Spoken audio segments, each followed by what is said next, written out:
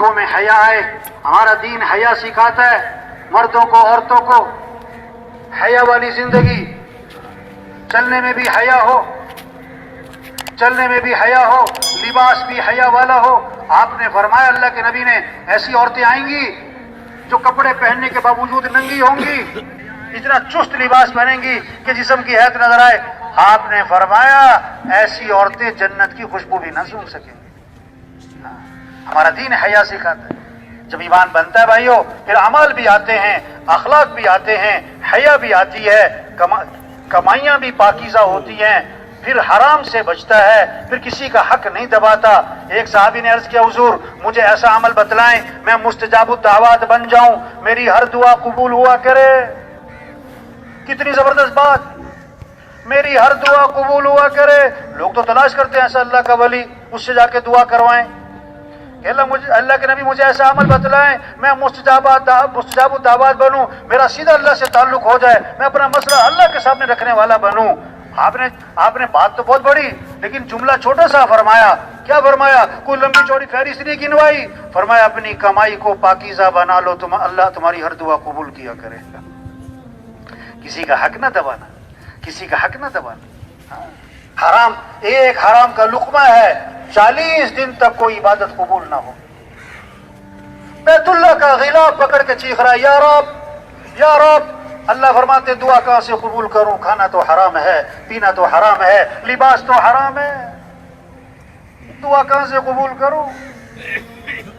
برکت حلال میں ہے.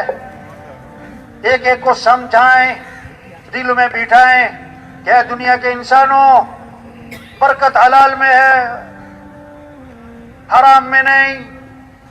5,000 حلال کے, 5 لاکھ حرام کے, اور برکت اس 5,000 میں. 2 مرلے کا مکان حلال کا, 2 کنال کا بنگلہ حرام کا, اور تمہارا سکون جو ہے اس 2 مرلے میں ہے. ہاں, آج لوگ برکت نہیں چاہتے, کثرت چاہتے. آج لوگ برکت نہیں چاہتے, کثرت چاہتے. یہ کہاوت ہے, کہاوت سمجھانے کے لیے کہ فاختہ اور چیل درخت پہ بیٹھی تھی. فاختہ اور چیل درخت پہ بیٹھی تھی. فاختہ حلال ہے لیکن چھوٹی ہے, چیل حرام ہے لیکن بڑی ہے. تو شکاری بندوق لے کے پہنچ گیا شکار کرتا ہوا. فاختہ نے چیل سے کہا بھاگ جا, مارے گا تجھے. چیل نے کہا میں حرام ہوں, تو حلال ہے, اس نے تجھے مارنا ہے, تو بھاگ. چیل فاختہ نے کہا میری مان, اس نے مجھے نہیں مارنا, تجھے مارنا ہے, جلدی نکل. ابھی ان کی بات چل رہی ہے, اس نے مارا نشانہ رکھ کے چیل کو, اور چیل جا کے نیچے گری اور تڑپ رہی. فاختہ نے کہا میں نے تجھے کہا نہیں تھا بھاگ جا. آج کل لوگ حلال حرام کو نہیں دیکھتے, موٹے مال کو دیکھتے. آج یہ چکر چل رہا ہے. گوشت میں حلال حرام سمجھ میں آتا ہے لوگوں کو. 1 کلو گوشت بکرے کا, 1 من گوشت گدھے کا, آدمی 1 کلو لے گا, بھئی 1 من لے لو, کہے گا نہیں نہیں حرام ہے, گدھے کا ہے. تو گوشت میں حلال حرام سمجھ میں آتا ہے, پیسے میں نہیں سمجھ میں آتا. پیسے حرام کے جیب میں ڈالے ہوئے ہیں اور گوشت حلال کا تلاش کرو. ہاں میرے بھائیو, تبلیغ کیا ہے کہ حضرت محمد مصطفیٰ صلی اللہ علیہ وسلم نبی ہیں, قیامت تک کوئی نبی نہیں آئے گا. اب اللہ کے پیغام کو دنیا میں پہنچانا اور سب سے توبہ کروانا, سب کے رخ کو اللہ کی طرف پھیرنا, یہ مسلمان کا کام ہے کہ توبہ کر لو. یا ایھا الذین آمنوا توبوا الی اللہ توبۃ نصوحا, اے ایمان والو توبہ کر لو. وَتُوبُوا إِلَى اللَّهِ جَمِيعًا أَيُّهَا الْمُؤْمِنُونَ لَعَلَّكُمْ تُفْلِحُونَ. اے ایمان والو توبہ کرو سارے کے سارے تاکہ تم فلاح کو پہنچو. توبہ کا معنی ہے لوٹنا. اے ایمان والو لوٹاؤ اللہ کی طرف, دین کی طرف, اعمال کی طرف, سنت کی طرف, حیا کی طرف, مسجد کی طرف, نبی والی زندگی کی طرف. اے وزیروں لوٹاؤ اللہ کی طرف, اے حکمرانوں لوٹاؤ اللہ کی طرف, اے مالداروں لوٹاؤ اللہ کی طرف.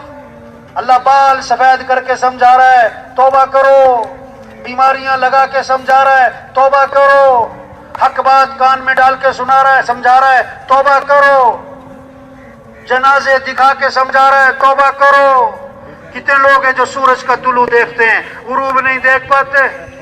درزی کو کپڑے سلنے دیتے ہیں، ابھی کپڑے سل کے نہیں آئے تھے کہ کفن سل جاتے۔ کتنوں کا آخری ہفتہ چل رہا ہے انہیں پتہ نہیں۔ اعلان ہوا مسجد میں فلاں صاحب کا انتقال ہو گیا ہے، مغرب میں جنازہ ہے، جنازہ پڑھنے گیا تو وہاں 2 جنازے دیکھے۔ ارے بھائی میں نے صبح اعلان سنا تھا کہ مغرب میں جنازہ ہے، یہ تو 2 جنازے، یہ دوسرا کس کا ہے؟ انہوں نے کہا دوسرا اسی کا ہے جس نے صبح اعلان کیا تھا۔ جگہ جی لگانے کی دنیا نہیں ہے، یہ عبرت کی جا ہے، تماشا نہیں ہے۔ بچپن نے پہلے تجھ کو برسوں کھلایا، جوانی نے پھرا کے تجھ کو مجنوں بنایا، بڑھاپے نے پھرا کے تجھ کو کیا کیا ستایا، اجل تیرا کر دے گی بالکل صفا۔ او بھائیو، ہم اپنے کام کو سمجھیں، ہم اپنی ذمہ داری کو سمجھیں بھائی۔ ہم تو دکان کے لیے تھوڑا ہے پیسہ پیسہ پیسہ، صبح سے شام دکان، صبح سے شام دفتر، صبح سے شام کاروبار، 40 سال عمر کاروبار، 60 سال عمر کاروبار۔ ارے بھائی ریل گاڑی جب لاہور سے ریل کراچی چلتی ہے نا، ہاں جب حیدرآباد کراس کرتی ہے نا تو لوگ اپنا سامان باندھنا شروع کر دیتے، اور جب لانڈی پہنچتی ہے بہت سے اپنا سامان دروازے پر لے آتے کیونکہ سفر ختم۔ ہم سب کی زندگی کی گاڑی چل رہی ہے بھائی۔ آپ نے فرمایا اکثر میری امت کے لوگوں کی عمر 60 سے 70، بہت سے 60 سے پہلے فارغ، بہت کم ہے 70 سے اوپر، اکثریت 60-70 میں مر جاتی ہے۔ اللہ کے نبی کا اپنا انتقال ہوا اور آپ کی عمر کتنی تھی؟ 63۔ ہم سب کی زندگی کی گاڑی چل رہی ہے، کوئی کھانے وال پہنچا ہوا ہے، کوئی روڑی پہنچا ہوا ہے، اور کوئی نواب شاہ پہنچا ہوا ہے، اور جو 50 سے اوپر نکل گیا یہ حیدرآباد سے آگے نکل گیا، اور جو 60 پہ پہنچ گیا وہ تو لانڈی پہنچ گیا۔ اب کوئی لانڈی پہنچ کے سیٹوں پہ قبضہ کرے، کتنی بڑی جہالت۔ او بھائی پتہ تو کسی کا بھی کوئی نہیں۔